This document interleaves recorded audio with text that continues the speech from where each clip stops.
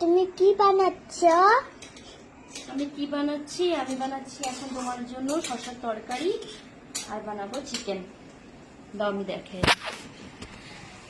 এই যে দেখো, এত গরম পড়েছে, কিন্তু আমার হাজবেন্ডের তো এই কানটা দিয়ে কথাই যায় না ওর। আর এই যে দেখো, আমি এখন মেয়ের জন্য বানাচ্ছি যে শসার তরকারি বসিয়েছি, হয়ে গেছে। আর চিকেনটা ম্যারিনেট করে রেখেছি আমি। এই যে চিকেনের দই দিয়েছি, দই দিয়ে অল্প সময় রেখেছি, তারপরে বানাবো। তো আজকে আমাদের রাত্রের খাওয়া এটাই। তো মেয়ে তো চিকেন খাবে না, যেহেতু একটু ঝাল দিয়েছি, যে বাবা ঝাল ছাড়া খেতে পারে না চিকেন।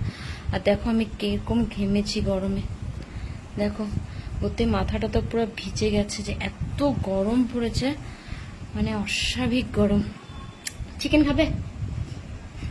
ও চিকেন খায় না, শুধু এক পিস খাবে চিকেনটা, আর ওর বাবাই খাবে, আমিও খাবো না। তো আমার আর মেয়ের জন্য শসার তরকারি দিয়ে খাওয়া হয়ে যাবে। তো তোমাদের রাত্রে খাওয়া কার কি বানাচ্ছ?